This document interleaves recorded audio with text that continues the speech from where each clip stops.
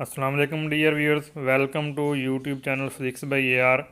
Dear students, आज के lecture के अंदर हम पढ़ेंगे nature, production and reception of electromagnetic waves. सबसे पहला तजर्बा जो इलेक्ट्रिक मैग्नेटिक वेव के हवाले से किया गया वो हेनरिच हर्ट्ज का था, जिसने दो मेटल वायर के ज़रिए जब बहुत हैवी करंट जो है सॉलिड्स को दिया तो उसके नतीजे में एक स्पार्क प्रोड्यूस हुआ।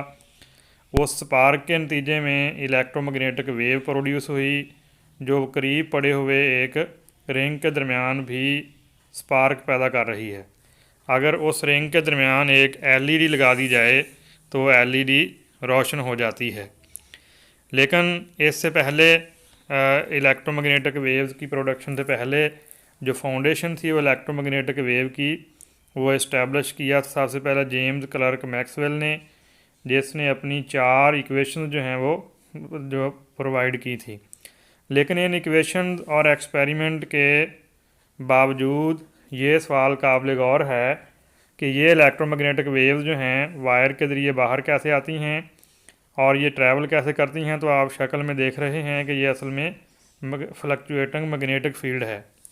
अब हम इसको डीपली देखते हैं। फ़र्ज़ करें कि हमारे पास एक इलेक्ट्रिक चार्ज है जो कांस्टेंट स्पीड के साथ मूव कर रहा है, लेकिन हम देखते हैं कि अगर इस चार्ज को हम एक्सेलरेट करें तो एक्सेलरेटिंग चार्ज जो है वो हमें क्या रिज़ल्ट देता है।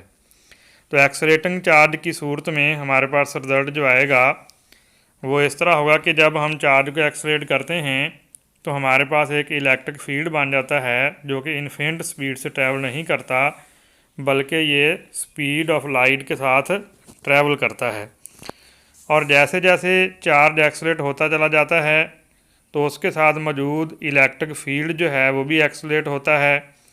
लेकिन आप ये नहीं कह सकते कि इलेक्ट्रिक फील्ड जो है वो दरमियान में ब्रेक हो जाता है, यानी न्यू इलेक्ट्रिक फील्ड और ओल्ड इलेक्ट्रिक फील्ड के दरमियान आप फ़र्क नहीं कर सकते, बल्कि यूँ कह सकते हैं कि इलेक्ट्रिक फील्ड जो है ट्रांजिट हो रहा है या उसके दरमियान एक किंक आ रहा है, बाल आ रहा है, मरोड़ आ रहा है।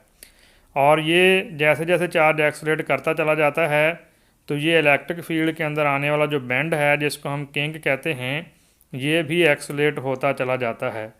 और यही एक्सेलरेट होता हुआ जो इलेक्ट्रिक फील्ड है यही दरअसल एक इलेक्ट्रोमैग्नेटिक वेव का सबब बनता है। डायग्राम में आप देख रहे हैं कि दो चार्ज जिसको हम डाईपोल कहते हैं उनको एक्सेलरेट करते हुए दिखाया गया है। जैसे ही ये डाईपोल एक्सेलरेट करते हैं तो उसके नतीजे में इलेक्ट्रिक फील्ड के अंदर जो बेंड आते हैं वो बेंड जो हैं प्योर साइनोसाइडल इलेक्ट्रोमैग्नेटिक वेव पैदा करने का बायस बनते हैं, उसका ज़रिए बनते हैं। तो ये डाईपोल जो हैं जब एक्सेलरेट होते हैं तो आप देखते हैं कि एंड पे जाकर ये रुक जाते हैं, फिर ये इनकी स्पीड सेंटर में ज़्यादा होती है। यही असल में मुसलसल एक्सेलरेशन और डीसेलरेशन है। अगर हमारे पास चार्ज स्टेटिक हालत में हो तो फिर जस्ट इलेक्ट्रिक फील्ड ही प्रोड्यूस होता है।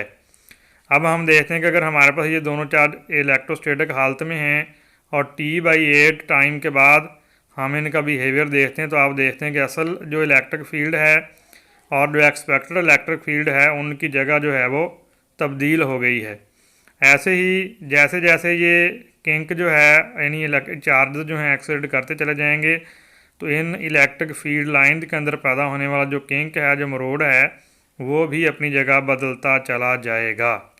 और जैसे जैसे ये चार्ज जो हैं आपस में इकट्ठे हो जाएंगे और उसके बाद ये दोबारा एक्सेलरेट करेंगे तो उसके नतीजे में इलेक्ट्रोमैग्नेटिक वेव जनरेट होगी जो कि आपके सामने शक्ल में आप देख रहे हैं प्योरली साइनोसाइडल इलेक्ट्रोमैग्नेटिक वेव पैदा हो जाएगी जो कि उनकी वाइब्रेशन के परपेंडिकुलर चलती है। अब हम देखते हैं कि इन इलेक्ट्रोमैग्नेटिक वेव्स को किसी एंटीना के अंदर कैसे पैदा किया जाता है।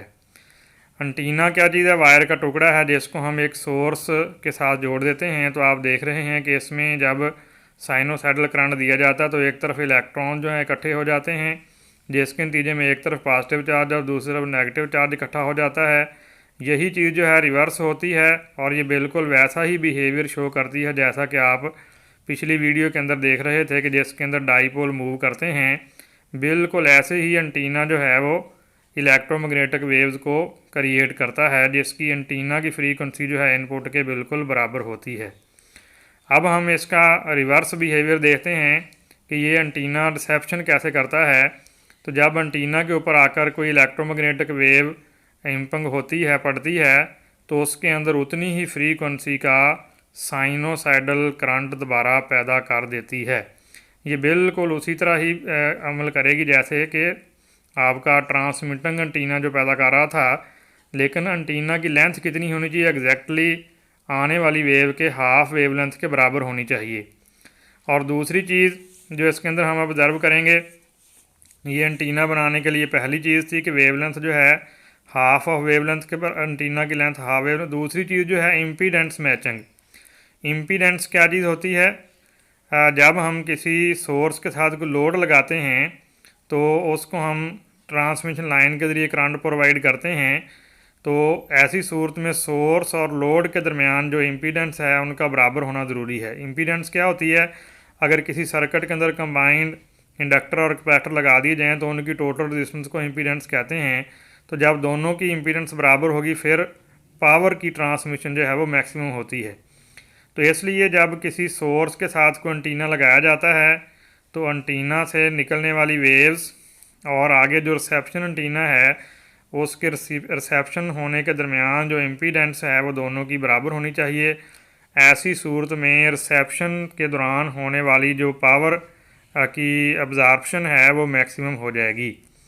तो इस तरह इलेक्ट्रोमैग्नेटिक वेव्स जो हैं ये बहुत दूर एंटीना जो है जब वहाँ तक पहुँचती हैं तो उसके अंदर वेव गाइड्स लगाए जाते हैं। वो वेव गाइड्स इन वेव्स को का रुख जो है एंटीना की तरफ बेंड करते हैं और एंटीना जो है उनको रिसीव करता है।